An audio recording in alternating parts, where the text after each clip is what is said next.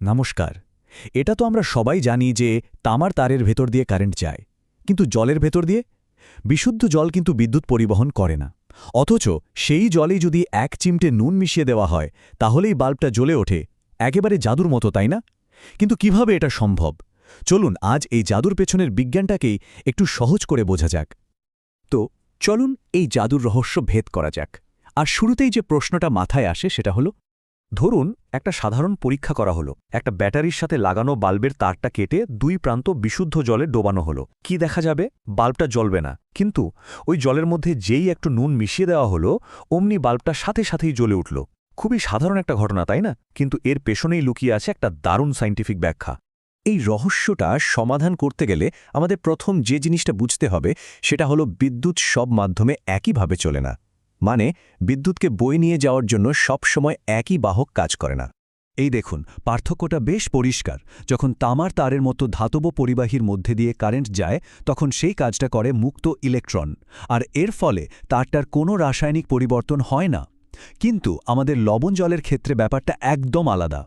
এখানে বিদ্যুৎ পরিবহনের কাজটা করে আয়ন, আর তার ফলে একটা রাসায়নিক পরিবর্তনও ঘটে, মানে নতুন পদার্থ তৈরি হয়।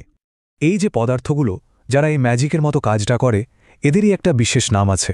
এদের বলা হয় তড়িৎ বিশ্লেষ্য পদার্থ, বা ইংরেজিতে ইলেকট্রোলাইট। মানে এদের মূল বৈশিষ্ট্য দুটো: এক, এরা শুধু তরল অবস্থাতেই বিদ্যুৎ পরিবহন করতে পারে, আর দুই, এই পুরো প্রক্রিয়ায় এরা রাসায়নিকভাবে ভেঙেও যায়। আচ্ছা, একটা প্রশ্ন কিন্তু থেকেই যাচ্ছে, কেন এই তড়িৎ বিশ্লেষ্য পদার্থগুলো শুধু গলিত বা দ্রবীভূত অবস্থাতেই কাজ করে, কঠিন অবস্থায় কেন পারে না? চলুন এবার এর কারণটা খোঁজা যাক। কারণটা আসলে খুবই সোজা।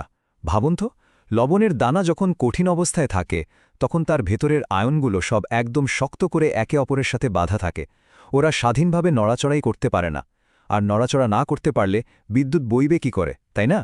কিন্তু যেই মুহূর্তে আমরা ওই লবণকে জলে গুলে দিই, বা ধরুন তাপ দিয়ে গলিয়ে ফেলি, অমনি সেই শক্ত বাঁধনটা ভেঙে যায়।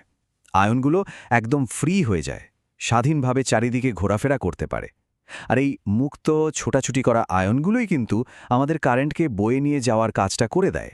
আমরা শুরু থেকেই যেটাকে জাদু বলে আসছি, বিজ্ঞানের ভাষায় এর একটা বেশ সুন্দর নাম আছে। চলুন এবার সেই প্রক্রিয়াটা আর এর জন্য কি কি লাগে সেগুলোর সাথে একটু পরিচিত হওয়া যাক। এই পুরো প্রক্রিয়াটার নামই হল তড়িৎ বিশ্লেষণ, ইংরেজিতে যাকে বলে ইলেকট্রোলাইসিস। একদম সহজ কথায় বলতে গেলে বিদ্যুৎ পাঠিয়ে কোনো যৌগকে ভেঙে ফেলা। আর এখানে বিদ্যুৎ শক্তিটা আসলে রাসায়নিক শক্তিতে বদলে যাচ্ছে। আর যে বিশেষ পাত্রের মধ্যে এই কাজটা করা হয় তাকে বলে ভোল্টামিটার। এখানে একটা ছোট্ট কিন্তু খুব জরুরি কথা বলে রাখি, এটা কিন্তু ভোল্টমিটার নয়। ভোল্টমিটার দিয়ে তো ভোল্টেজ মাপা হয়। এটা হলো ভোল্টামিটার, যেখানে তড়িৎ বিশ্লেষণ করা হয়। দুটো কিন্তু একদম আলাদা জিনিস। এবার আমরা প্রায় রহস্য সমাধানের শেষ পর্যায়ে চলে এসেছি।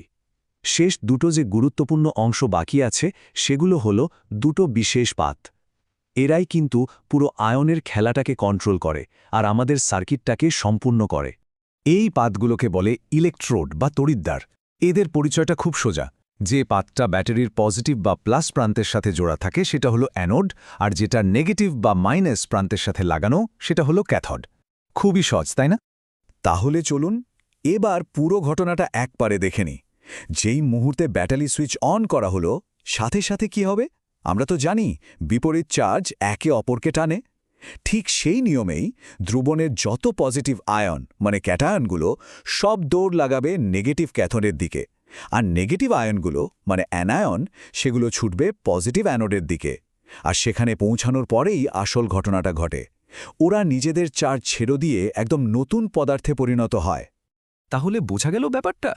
এই যে আয়নগুলো একটা নির্দিষ্ট দিকে সুশৃঙ্খলভাবে ছুটে চলেছে, এইটাই আসলে লবণ জলের ভেতর দিয়ে যাওয়া বিদ্যুৎ প্রবাহ। আর এই প্রবাহটাই সার্কিটটাকে কমপ্লিট করে আর আমাদের বাল্বটাকে ফট করে জ্বালিয়ে তোলে। তাহলে একদম শেষে এসে আমরা যদি সেই প্রথম প্রশ্নটায় ফিরে যাই, যে একটা তড়িৎ বিশ্লেষ্য পদার্থের ভেতর দিয়ে বিদ্যুৎ আসলে কারা বয়ে নিয়ে যায়, ইলেকট্রন নাকি আয়ন? এখন আমরা সবাই জানি উত্তরটা হলো মুক্ত ইলেকট্রন একদমই নয়, বরং গতিশীল আয়ন।